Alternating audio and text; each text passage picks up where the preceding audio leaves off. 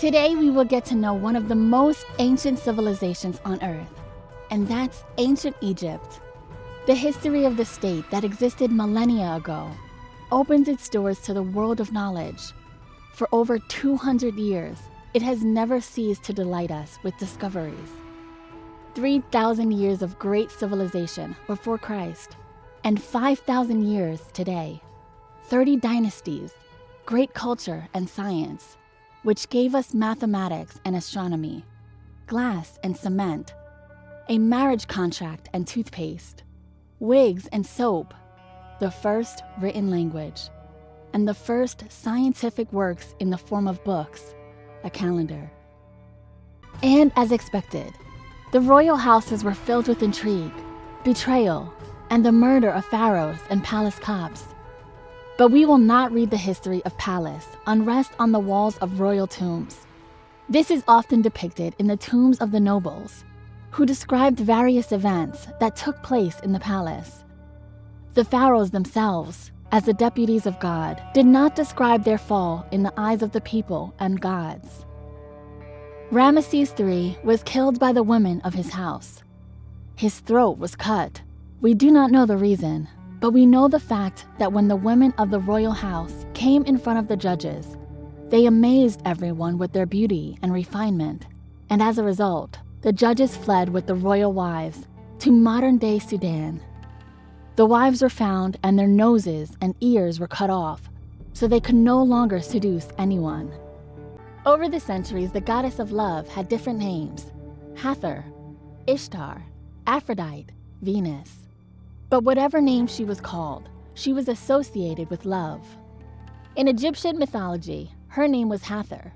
Initially, she was in the form of a sacred cow that gave birth to the sun.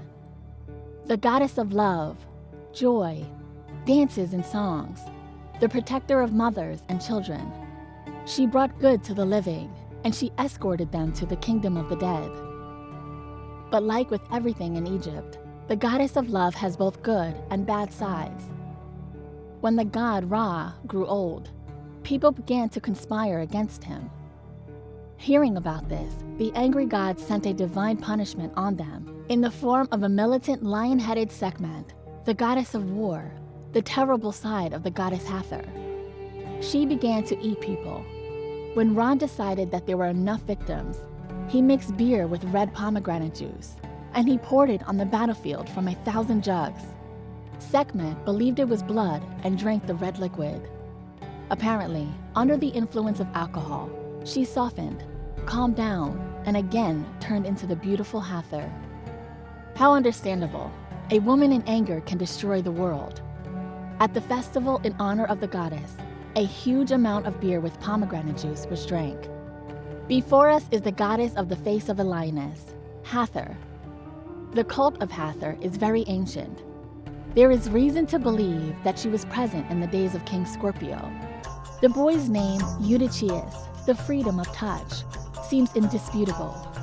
Most of the portraits are made using the complex and caustic technique, in which pigments are mixed with hot or cold beeswax and other ingredients such as egg, resin, and linseed oil. This versatile medium allowed artists to create images, much like oil paintings. The boy's head, for example, stands out against a light olive background, giving the impression of real depth.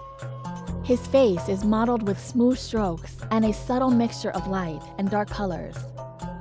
Shadows on the left side of the face, neck, and clothing, as well as bright shiny spots on the forehead and under the right eye, indicate a strong light source on the boy's right.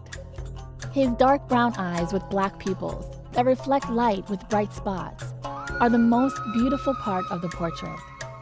This manner of painting, which differs greatly from the traditional Egyptian style, but was well known in Greco-Roman Egypt. Let's remember these portraits. We'll meet such quality and craftsmanship 1,300 years later, during the Renaissance.